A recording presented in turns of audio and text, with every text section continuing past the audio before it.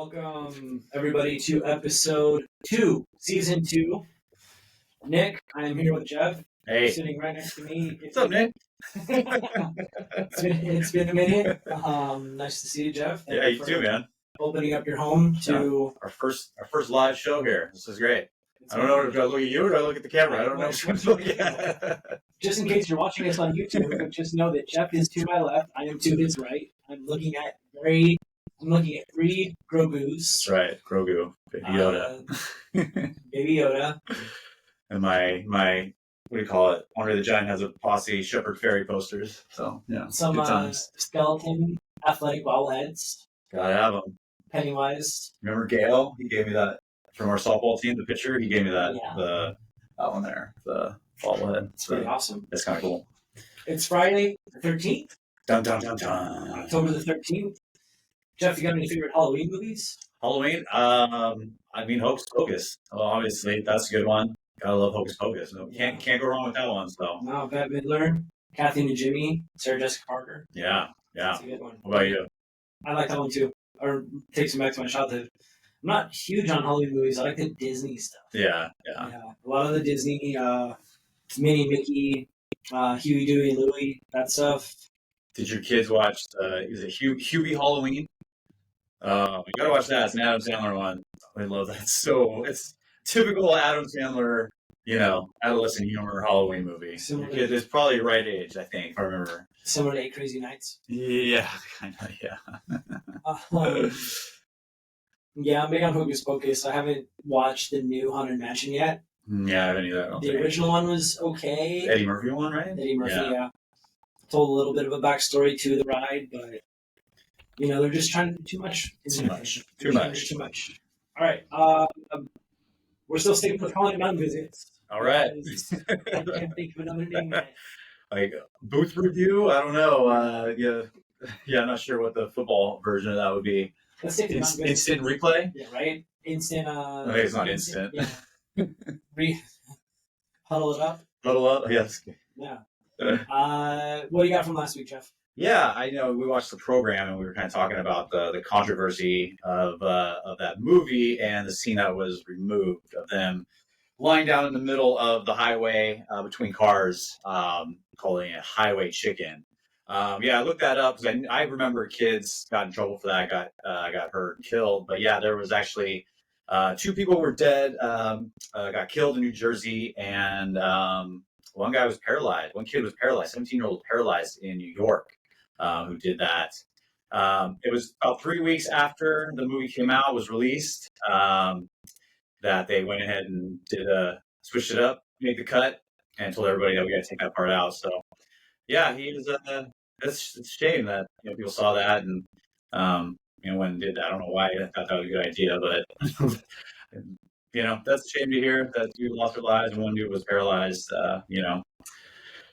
Bummer. It sucks. It's not good at all. So don't do everything you see in the movies, kids. Do that for the professionals. No, I am currently looking at IMDb for Craig Sheffer.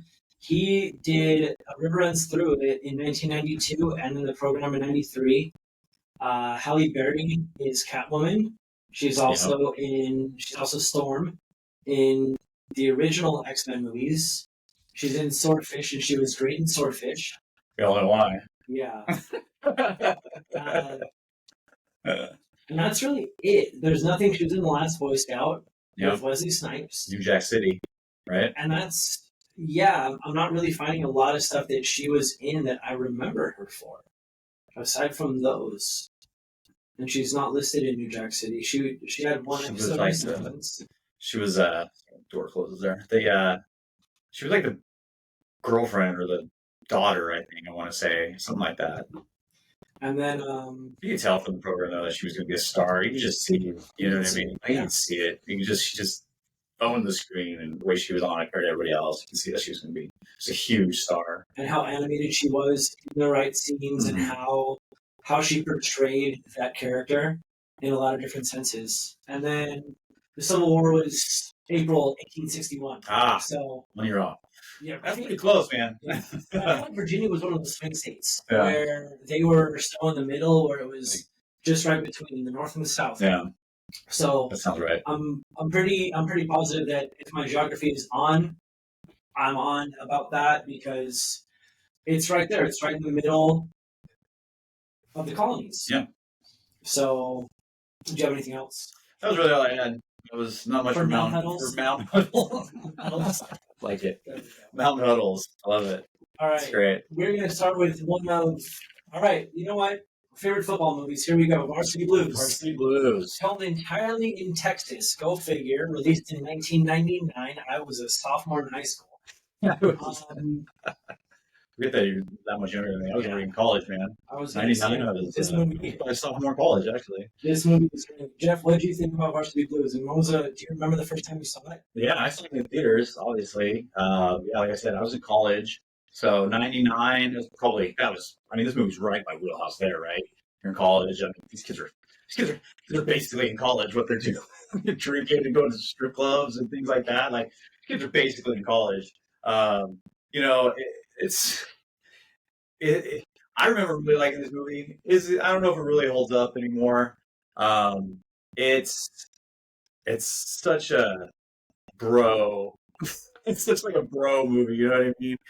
It's such a bro movie, dude. Like, it's just oozing with masculinity and stuff like, which is fine. That's cool. That's a great movie. You know, love it. Could that movie be made today? I don't know. Probably not. A lot of it, the teacher being the stripper and like she just okay, we're just gonna keep going. And just all the drinking, underage drinking, which is fine, and all. But like, I don't know. It was good. I really did enjoy it. I think it still holds up somewhat in terms of the football, in terms of kind of the themes and the social issues, maybe not so much, kind of the topics they were hitting on. But it's a good movie. It's a good, enjoyable kind of 2 hour. You throw it on, you watch it. Nothing, it's not a deep movie. It's not something you really go and like, oh man, I wonder what they're thinking about in this scene. Like, it's what you see is what you get type of movie. You know what I mean? Like, it's football and it's boys roughhousing and girls and things like that. So, but what I imagine Texas football is all about. What Texas football is about. Right. And look at this cast. I mean, you go from Paul Walker, Piece, James Van Der Beek, Ali Larder, Amy Smart, John Voight, yeah. Scott Conn. Now, first movie, Scott Conn. And is he his father is James Conn? Yep. Yeah. I knew that. I knew his father was. I knew that was his dad. Yeah. Now here's one for you.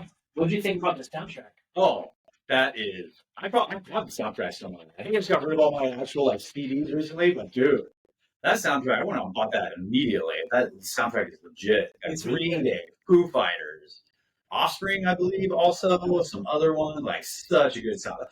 Honestly, the soundtrack's probably better than the movie. I mean, you really look at it, soundtrack holds up to this day. Soundtrack is legit. Green Day starts it off with Nice Guys Finish Last. Yeah. Such a good song. They used to open with that back in the day. I think when after this movie came out, we would see them. They would open with that song. That would be their We got some other stuff, a little Van Halen in there. Yeah. Of course, with Hot for Teacher. My Hero, Foo Fighters, right? My Hero by Foo Fighters, yeah. And then Thunderstruck. Oh, yeah. DC. That one was great. That one's always a pump up. Yeah. I feel like they played My Hero a couple times. Didn't they do it? I think they went back to that. Well, I don't like that when movies do that. Like, pick another song. Like, don't go to the same song. You already used it once. Save your songs for the big moments. Use a lesser one for the other moments. Like, I didn't like that. I think I noticed that, and it's like, come on, one song each time. We don't need to rehash the same song. Have you ever met a pig named Bacon? That was great. A pig named Bacon. That was messed up. What I love about that scene too, that opening scene, is where he's smashing waffles into his mouth and then drinking the syrup. Dude, nasty. And every time that I see that, I kind of cringe because it's like Billy Bobby fat, Billy Bobby lazy, Billy Bobby slow. Like, yeah, dude. I can see why you're a friggin' Mack truck. Billy Bobby got high cholesterol. Yeah, man, I remember that. That was like, a lot of this stuff, I was like, dang, I haven't seen the movie in so long. I was like, oh yeah, I remember that, I remember this. that scene where he's eating, nasty, dude. What about do you still call it thrown up or yakking, or do you just say we're about to call some dinosaurs? Yeah, I forgot about that too. Yeah, that never took. Call some dinosaurs. That never really caught on. I don't think. Yeah, that didn't really ever caught on with Once the we started general partying with public. friends, it was like, oh, next thing we go call some Did you guys dinosaurs. say that? Yeah. No, we never really did that. No, that one didn't. That didn't come with us. No. But it's just another one that shows, football is a way of life. I think it was like one of the first opening lines, and I think that's that one thing that this movie does is it really shows like in this town in these Texas suburbs of Texas, like how big football is. I mean, you can see it from his opening monologue, "Football's a way of life." It's like a church, and when you see him in Mox's house and his little brother, he's on the cross. He's like, I'm dying for my sins, and the dad is like, I don't care about that. We gotta stay, gotta focus for football. Your Like, brother's gonna run the bench. He's gonna focus Yeah. on tonight's game. yeah, right. Like you got your other son here, obviously dying for attention. Calling out for attention, like classic, middle or younger brother syndrome there, asking for any type of attention from his father, from his parents. And then, gets into religion and you're like, oh, cool. Hey, look, this kid is all about, Christianity is great. He really wants to live the life. And his dad could care less. I don't care about that. Stop being weird. All we're talking about is football right now. Religion comes second, son. Football first, religion second.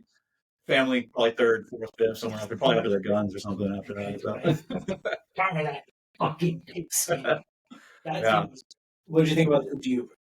The Oop De Oop, the play, yeah. I mean that's ill. It's fine.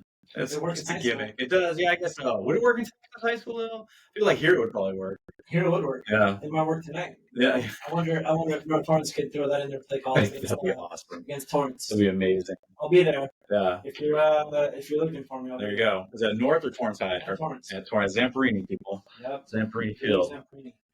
Yeah, I thought this movie was good. Like I said, it wasn't deep, but the parts that were like the relationships, obviously of like the fathers. It was really big on like these dads trying to relive the glory days, with their sons, through their sons. Live vicariously through them. Obviously, I just mentioned the dad telling his son how much he needs to focus, even though he's the backup and he doesn't get a second of playing time until obviously he gets hurt. He does, and he gets thrust in the spotlight, but. The relationships between the dads and the sons were very interesting in this movie. Obviously Jonathan Moxon, James Vanderbeek's character was not a fan of his dad. No. Not a fan at all. Paul Walker, his dad, couldn't get a real feel, but I mean, that guy was just a jerk. And all he cared about, even more, I think, was football. Like he was really riding on Lance's coattails there, big time. Like when he got hurt, he said, Lord, don't do this to me. Not like, oh my God, is my son okay? Oh, please let my son be all right. Only cared about him. Yeah, with his right and how it affects him. Like he didn't even care about his son. That what came second. He's like, don't do this to me. Like you see your son laying there on the ground in the middle of the field in agony, and you're worried about yourself. Like, dude, that's just wrong, man. Come on. Now, with that, I want to visit John Boyd's character because to me, he's Coach Tomek. Oh yeah, he's only interested in his next team, and they sum that up. He's only interested in his next division title. Yep. His wonder boy, which is Paul Walker. Mm-hmm. How many times they stuck him with a needle. It's like, I'm surprised that he hasn't. There's problem before or something. Yeah. Well, he hasn't said anything to me, and it's like that. Yeah. That look on his face is. Yeah. That's the look of a coach who will do anything to win at the expense of the kids. And now you've gotten away from that because these kids, they're more vocal. Yeah.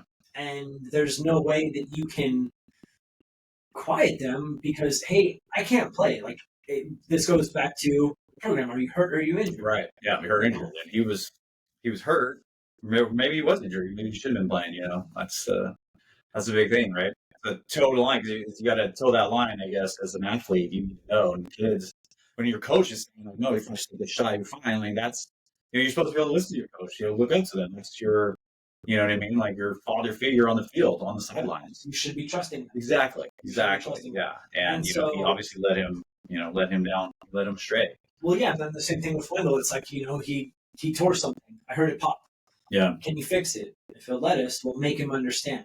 make them understand. Like that's going to a point where you are risking these kids' futures Yeah, for one game, for one game. where they may not even be able to play again, Yeah. let alone not next week, because if they're hobbling, they could legitimately ruin their body. Yeah. And All for, like I said, to win one game, to hang a banner. yeah. To keep that banner going. Like, you're not getting fired, Kilmer. You're obviously not getting fired. So what's another one? You know what I mean? You got to look out. He lost that. He lost that along the way. It was one of those.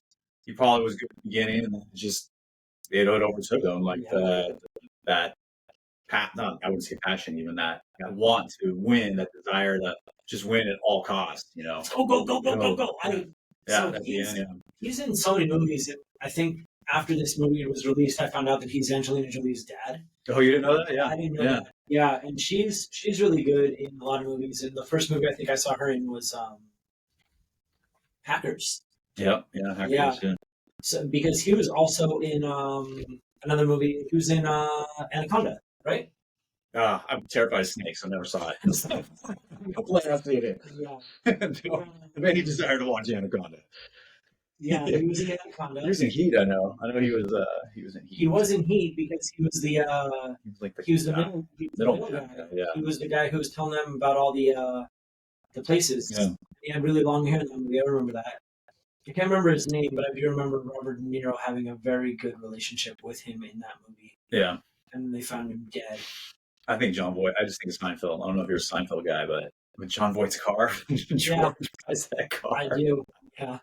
I think John Voight's car. Yeah. Rolls around John Voight's car. It's so great. But he does such good stuff. I don't think that he didn't do a lot in the 90s, or maybe he did more in the late. He didn't do much in the 90s. It was very sporadic. He kind of had that after Heat. He kind of had I think that was kind of almost his comeback, like in Heat, and that was like 94, 95-ish. And he was Howard Cosell in the Muhammad Ali movie. I didn't see that. Yeah, I think Heat kind of brought him back into the limelight, and then he kind of picked up some other movies, like you said, Anaconda, and some other movies after that. Anaconda was just so bad. What was it? Yeah, J-Lo, right? J-Lo was in it. Ice Cube? I know it was in it. I just never seen it. He was also in Transformers. He was in a couple of National Treasure movies. Oh yeah, he was the dad. He was Nick Cage's dad. That's right. Yeah, that's right. Yeah. John Boyd. What one last thing that I saw in this movie was Darcy's approach. He's like, "You're the star quarterback now, Mox." Yeah. And things change, Mox. Things change. He's going to stay in West Canaan, become the manager of Walmart, and coach JV football. Yeah. But you love him, right? Yeah. And James Van Der Beek's character is just so naive to how things work outside of West Canaan, and I'm going to Brown and all this stuff, and I don't know if I love Jules, I might, but But he didn't love her, that's for sure. I don't know how. That takes a lot of willpower, man. She rolls out in a whipped cream bikini, like dang. I remember seeing that. I was like, at 16 years old. Oh yeah, but for you. I was 20, and I was like, oh my god. Good gosh almighty, Joe Friday. That's right.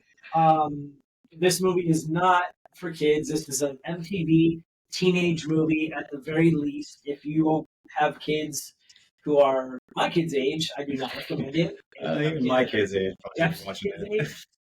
They're not watching it. My kids aren't watching it either, unless they do it on their own. But I'm not watching it. No. Not in a strip club. I mean, there's frontal nudity, back nudity. There's all sorts of everything in this movie aside from sex.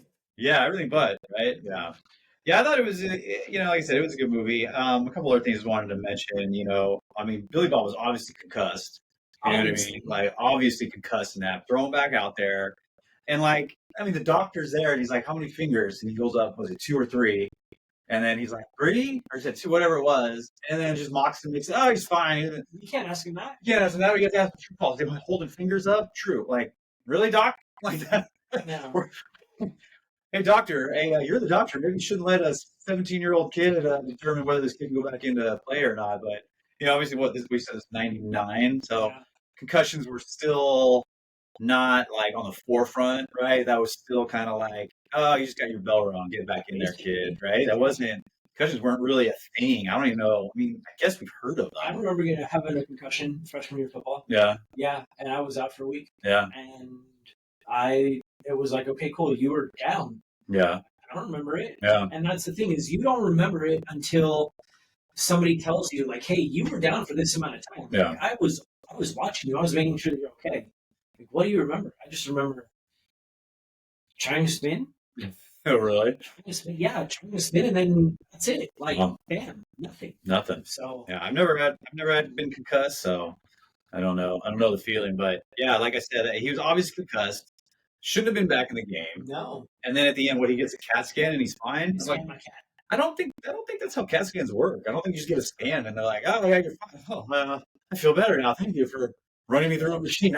I'm pretty sure that's not how CAT scans work, but maybe in '99 that's how they work. I don't know. I remember thinking that too. I'm like, I don't think that's really how CAT scans work. They don't like fix you. They just tell you like, yeah. He should have been like, got a CAT scan to give me this medicine. He told me to stay in a dark room. I don't know, but I thought that was weird. I got my CAT scan. Got my cat. Cool. I scanned my cat. Scan my cat. Cool. You got your head looked at. So Yeah. did they do anything else, or they just had a scan and then they said you're fine? I thought that was kind of. And Billy Bob cried because he's a fan. Yeah, that's right. And then we will move on to another movie about Texas football. 1991, Necessary Roughness, directed by Stan Goody, Never. starring Scott Bakula, Yeah. Rob Schneider, Jason Bateman, Sinbad, Dwayne Davis, and Andrew. I'm gonna get your name right because One I of don't these want to do days. this to you. When was the last time you heard? When was the last time you saw Sinbad before this movie? In Good Burger. Good. In Good Burger, because the kids I'm good. love that. Oh, how funny! Yeah, he's, That's awesome. He's a teacher in Good Burger. That's great. It's funny. That's my door. Sorry. What did Yeah, let me find it. Andrew Berniarski. Berniarski. All right, there we go. I thought this movie. You know what? Again, first time watching this movie. I thought it was good. Yeah. I thought it was better than I expected. Released in 1991. It's just one of those movies that I had no expectations coming in. Yeah. And I didn't really want to have any expectations because I didn't know what to expect. Go figure. But Jeff, what did you think about this one? Did you see it when you were younger? I did. I think I saw it in theaters with my mom. She remembered it too. She's here this weekend visiting. I love this movie. This movie is like, it's almost like Major League for me. Like, it's at the top. I really like it. I quote some of these movies. I say, Holy Columbus, Ohio all the time. Rob Schneider is so good in this movie. He just, every line, he's just so great in this movie. He's like, the Bob Uecker. I mean, he obviously was an extension of that character, the Bob Uecker one from Harry Doyle from Major League.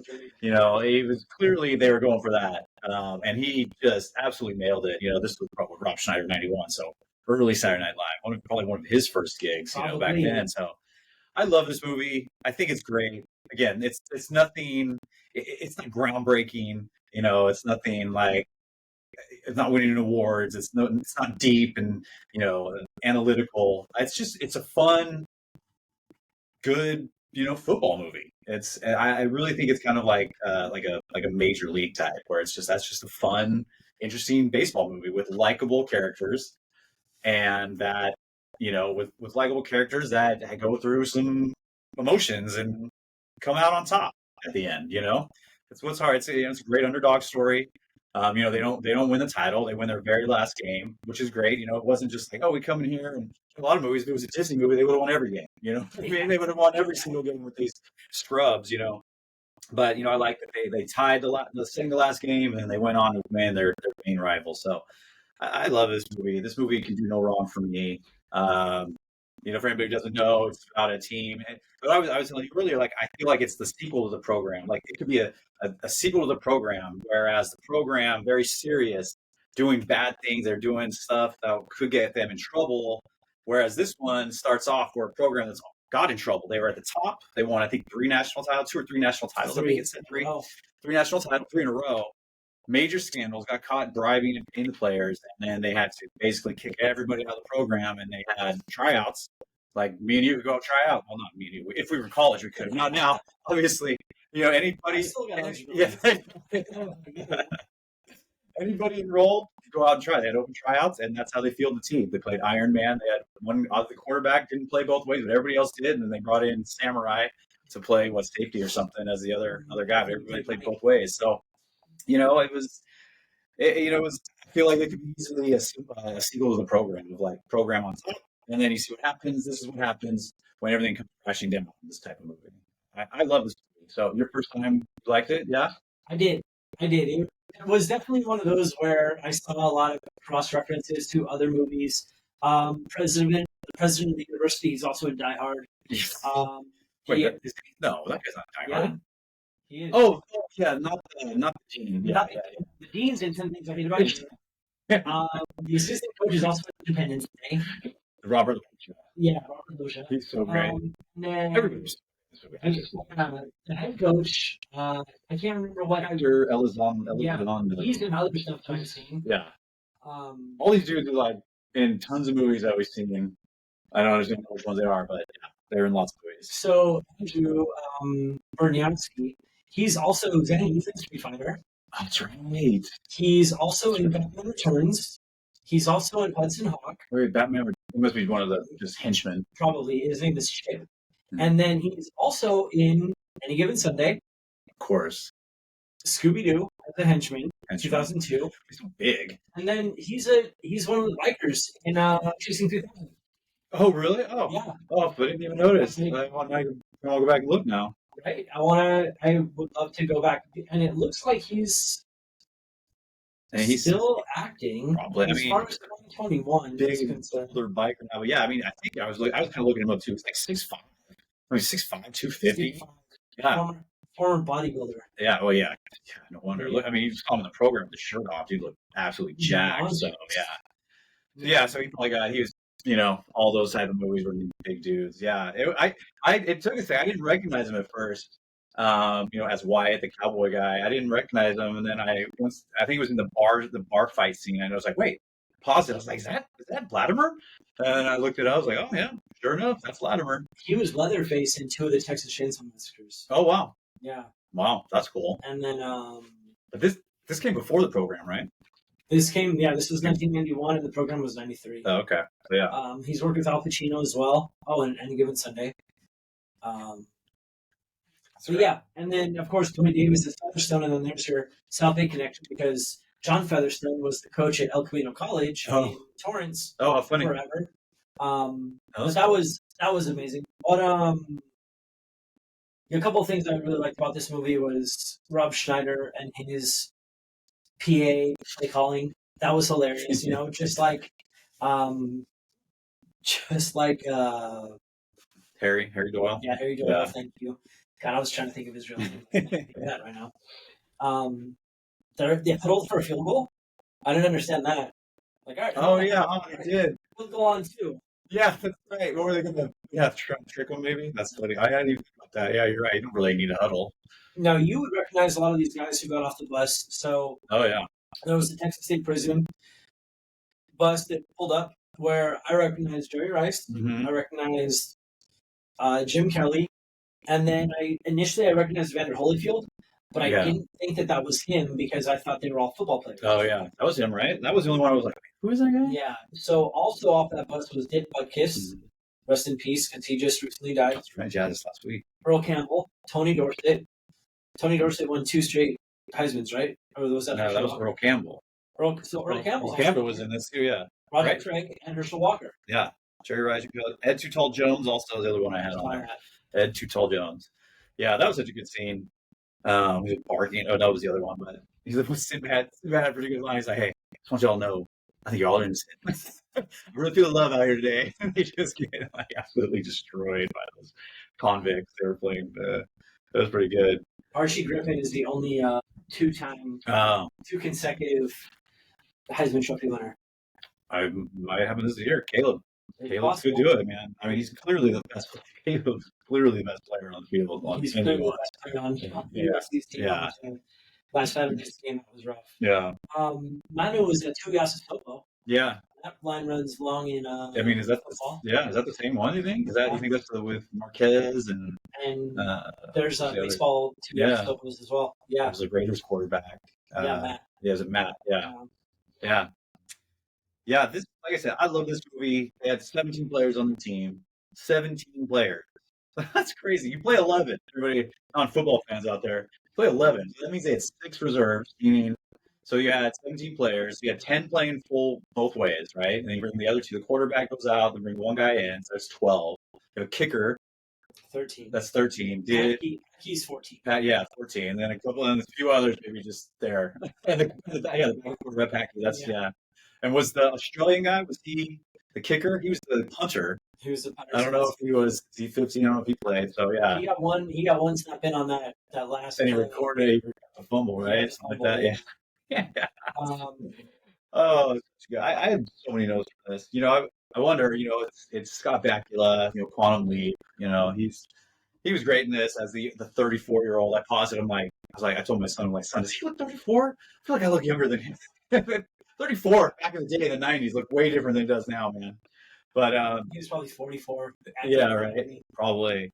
Yeah, Scott Bakula coming back to relive the dream. I think a lot of the baseball movies we talked about, like, oh, it's our childhood dream, or even in The Rookie, it's like the dream going back to play, right? This is kind of the dream. I don't know about going back to college football is really the dream. Maybe going back to college would be the dream, really. But, those type of movies, I like those because now I can really relate to that, being older now and seeing that type of thing. But I wondered, who's running the farm there? He was a farmer. Who's running the farm? He clearly went to live in the dorms. I wondered, who's running the farm? If he took over the farm when his dad passed away and dropped everything. Dropped everything to do it. Ran the farm for I think it was 17, 16 years.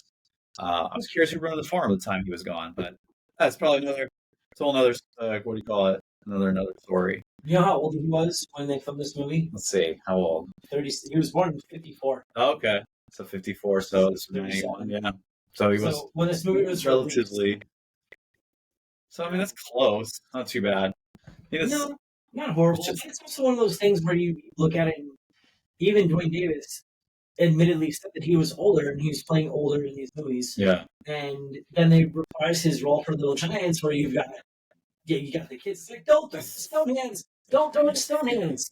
And I didn't get the reference for that until I started talking about Kwame Brown. You're a Lakers fan. Kwame. This guy was the number 1 overall pick, drafted by the Wizards, traded to the Lakers, and you could pass him the ball in open space and he could not hold on to it. No, he had small hands. I think if I remember correctly, he had small hands for a 7-foot tall dude. Yeah. Yeah, I remember that. I remember watching this game too. I'm like, this dude cannot hold on to the ball. Not hold on to the ball. Just throw it lob to him. He just cannot hold on to it. Kathy Ireland. Oh, I loved Kathy Ireland. He's great, and I really like the relationship that she grew with Manu. Yeah. Where he was like her protector. You know what I remember Scott Bakula from? What? Major League 3. Oh, was he? I know he was on Major League 3. He's in it. Yeah, he's in Major League 3. Yeah, I'm looking through his IMDb right now. That's funny. Good old thing. It was funny though about Kathy Ireland, and my daughter didn't really watch this. She happened to come in during the scene where she was kicking, and her quote, "That's bad form. That's disgusting." Like, bro, and then walked away. Because your daughter's a soccer player. She's a soccer player, yeah. And that girl, she was on the women's soccer team, came in to kick, kick for the football team. Because of it. Yeah, and she was like, "That's not how you kick the ball." She's like, "That ball's not going more than 10 feet dead." She was not happy with the way that she kicked. She's like, "They should have found somebody better." She's like, "I kick better than that." And that's, you can only get a stunt double for so much in that because you've got to have Kathy Ireland kick the ball. Yeah. And then have somebody else actually kick it through. So you have your shot and then you have your finishing shot. Yeah, that's what I tried to say. Like, it's not really her. It's somebody, her frame probably doing it, that they did a passable job. So, yeah, that was kind of funny that she saw that and was like, that's not cool. So, I think, a lot of these themes that we've had through these football movies, we noticed which is a little bit different than the baseball. And I think we talked about last week about war, right? We talked about it. It's a war. And I mentioned that in even in Varsity Blues. I think it said something about pass out the ammunition. Let's go to war. I think there was one quote there at the end. Always about war, right? And with like Necessary Roughness and even Varsity Blues, you look back at these football movies, it points to like a leader, having a leader on the field.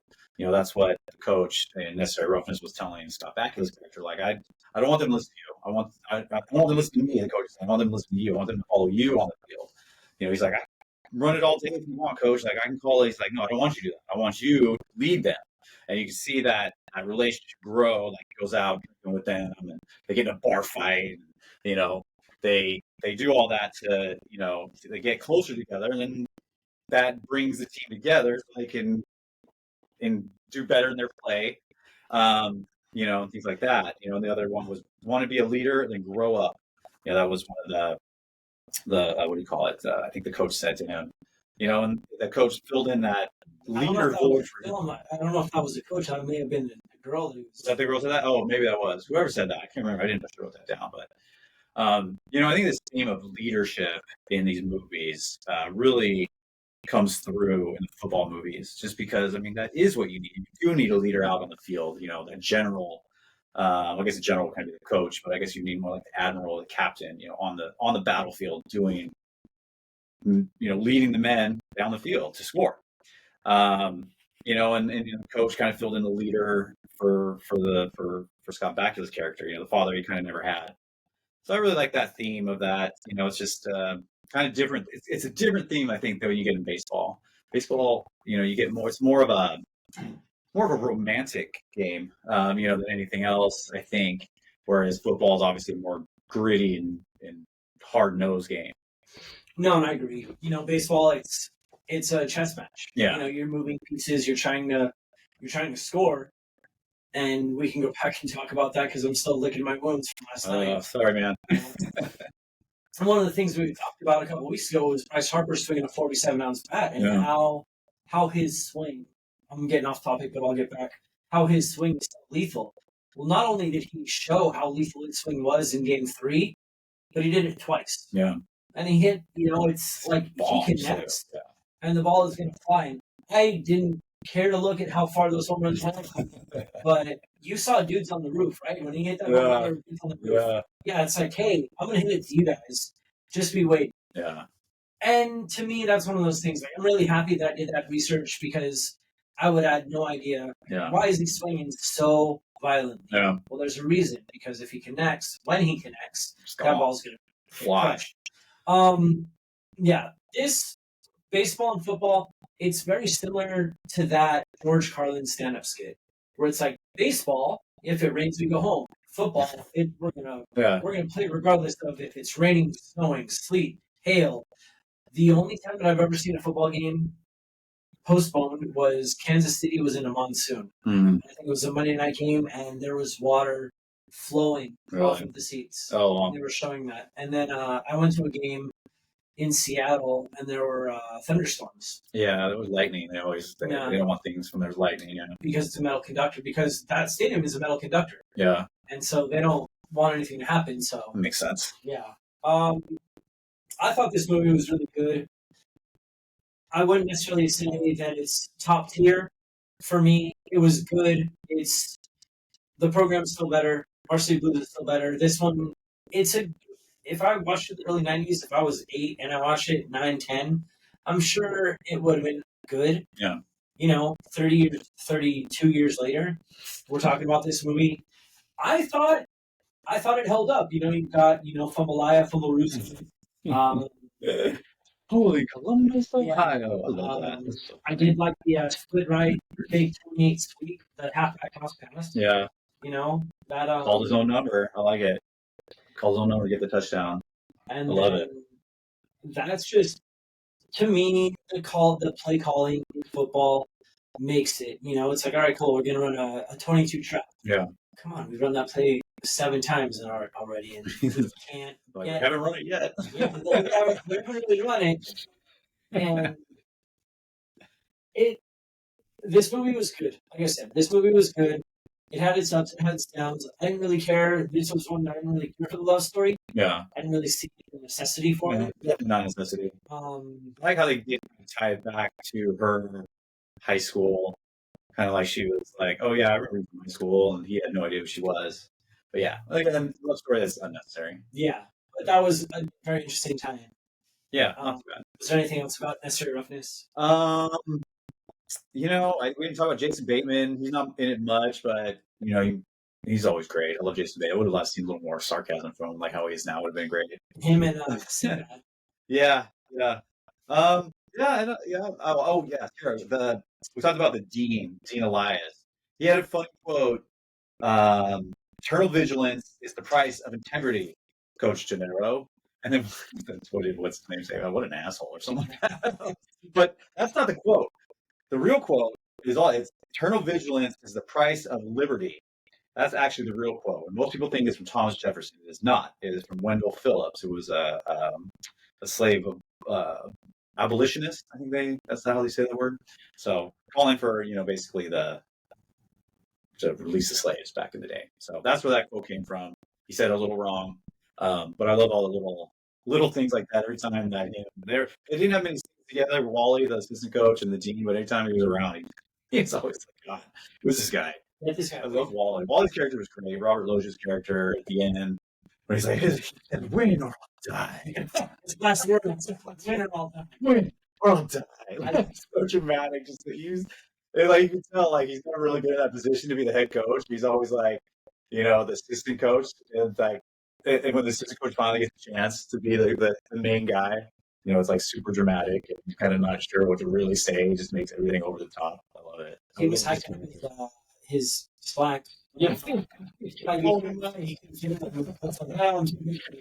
There was one quote that I got from the Dean Elias character. He said, football's a mind-numbing sport that encourages corruption and barbarism.